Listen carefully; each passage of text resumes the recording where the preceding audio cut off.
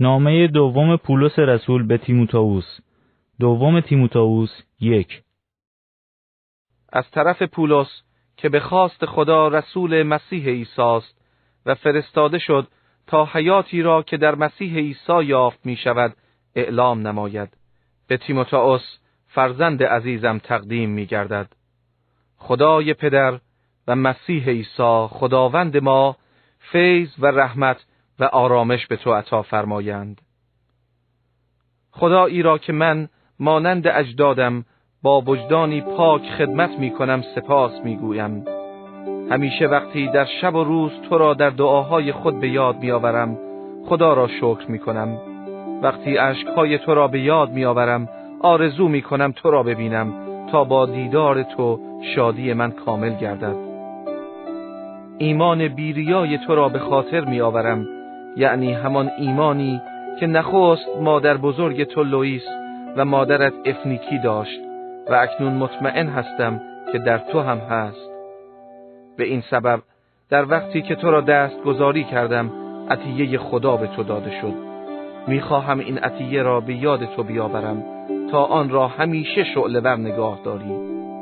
زیرا روحی که خدا به ما بخشیده است ما را ترسان نمی سازد، بلکه روح او ما را از قدرت و محبت و خویشتن‌داری پر می کند.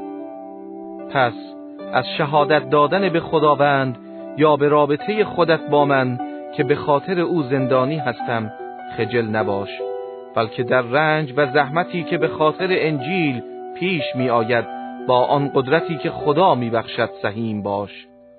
خدا ما را نجات داد و به یک زندگی مقدس دعوت کرد و این در اثر اعمال ما نبود، بلکه بر طبق نقشه خود خدا و فیضی است که او از ازل در شخص مسیح عیسی به ما عطا فرمود. در حال حاضر این فیض به وسیله ظهور نجات دهنده ما مسیح عیسی آشکار شده است.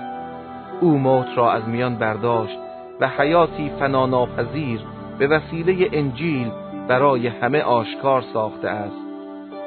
خدا مرا برگزید تا در انتشار انجیل واعظ، رسول و معلم باشم.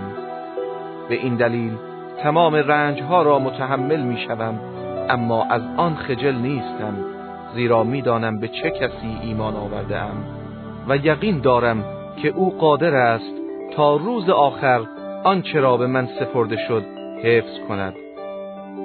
تعلیم صحیحی را که از من شنیده ای با ایمان و محبتی که در مسیح عیسی است سرمشق خود قرار بده و به وسیله قدرت روح القدس که در ما به سر میبرد آن چیزهای نیکویی را که به تو سپرده شده است حفظ کن.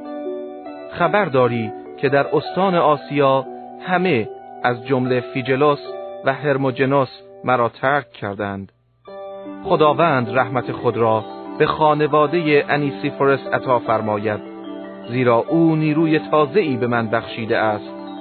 او از این که من زندانی هستم خجل نبود، بلکه به محض این که به روم رسید در جستجوی من زحمت زیادی کشید تا مرا پیدا کرد. خداوند عطا فرماید که در روز عظیم او از دست خداوند رحمت یابد و تو به خوبی می‌دانی که او در افسوس چه خدمت‌هایی برای من کرد. دوم تیموتائوس 2.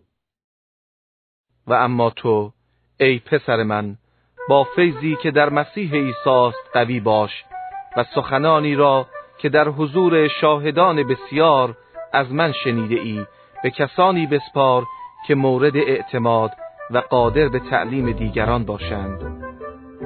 به عنوان سرباز خوب مسیح عیسی متحمل سختی ها باش. هیچ سربازی خود را گرفتار امور غیر نظامی نمی کند، زیرا هدف او جلب رضایت فرماندهش می باشد. ورزشکاری که در مسابقه ای شرکت می کند نمی تواند جایزه را ببرد مگر اینکه قوانین آن را پیروی کند. کشاورزی که زحمت کشیده است باید اولین کسی باشد که از ثمره محصول خود بهره ببرد. در آنچه میگویم تأمل کن و خداوند تو را قادر میسازد که همه چیز را بفهمی. عیسی مسیح را که پس از مرگ زنده گشت و از نسل داوود بود به خاطر داشته باش. انجیلی که من اعلام می کنم همین است و به خاطر آن است که رنج و زحمت می بینم و حتی مانند یک جنایتکار در زنجیرم، اما کلام خدا در زنجیر مقید نمی شود. بنابراین همه چیز را به خاطر برگزیدگان خدا تحمل می کنم تا آنها نیز نجاتی را که در مسیح عیسی است همراه با جلال جاودانی آن به دست آورند. این سخن درست است. اگر با او مردیم همچنین با او خواهیم زیست. اگر تحمل کنیم با او فرمان روایی خواهیم کرد. اگر او را انکار کنیم او هم ما را انکار خواهد کرد. ولی اگر بی‌وفایی کنیم او وفادار خواهد ماند، زیرا او نمیتواند خود را انکار کند. این مطالب را به مردم گوشزد کن و در حضور خدا به آنها دستور بده که از مجادله بر سر کلمات دست بردارند، چون این کار عاقبت خوشی ندارد، بلکه فقط باعث گمراهی شنوندگان خواهد شد. منتهای کوشش خود را بکن تا مانند کارگری که از کار خود خجل نیست و پیام حقیقت را به درستی تعلیم می‌دهد در نظر خدا کاملا مورد پسند باشی. از مباحثات زشت و بی‌معنی که تنها مردم را به بیدینی روزافزون می‌کشاند دوری کن. حرف ایشان مثل بیماری خوره به تمام بدن سرایت می‌کند. از آن جمله اند هیمینائوس و فیلیتوس که از حقیقت منحرف شده اند و میگویند رستاخیز ما همکنون به وقوع پیوسته است و به این وسیله ایمان عده‌ای را از بین میبرند. اما شالوده مستحکمی که خدا نهاده متزلزل نخواهد شد و این کلمات بر آن نقش شده است. خداوند متعلقان خود را میشناسد و هر که نام خداوند را به زبان آورد شرارت را ترک کند. در یک خانه بزرگ علاوه بر ظروف طلایی و نقره‌ای، ظروف چوبی و سفالین هم وجود دارد. بعضی از آنها مخصوص موارد مهم است و بعضی در موارد معمولی استفاده می شود. اگر کسی خود را از این آلودگی ها پاک سازد، ظرفی می شود که برای مقاصد خاص به کار خواهد رفت و برای اربابش مقدس و مفید و برای هر کار نیکو آماده خواهد بود. از شهواتی که مربوط به دوران جوانی است بگریز و به اتفاق همه کسانی که با قلبی پاک به پیشگاه خداوند دعا می کنند نیکویی مطلق، ایمان، محبت و صلح و صفا را دنبال کن. به مباحثات احمقانه و جاهلانه کاری نداشته باش، زیرا میدانی که به نزاع می انجامد. خادم خداوند نباید نزاع کند، بلکه باید نسبت به همه مهربان و معلمی توانا و در سختی ها صبور باشد و مخالفان خود را با ملایمت اصلاح کند. شاید خدا اجازه دهد که آنها توبه کنند و حقیقت را بشناسند. به این وسیله به خود خواهند آمد و از دام ابلیس که آنان را گرفتار ساخته و به اطاعت اراده خیش وادار کرده است خواهند گریخت. دوم تیموتائوس 3. این را یقین بدان که در ایام آخر روزگار سختی خواهد بود، زیرا آدمیان خودخواه و پول پرست و لافزن و مغرور و توهین کننده و نسبت به والدین نافرمان و ناسپاس و ناپاک و بی عاطفه و بی رحم و افترازن و ناپرهیزکار، در رندخو، متنفر از نیکی، خیانتکار، لاقید و خودپسند خواهند بود و عیاشی را بیش از خدا دوست خواهند داشت. ظاهراً خدا پرستند ولی واقعیت آن را انکار می نمایند.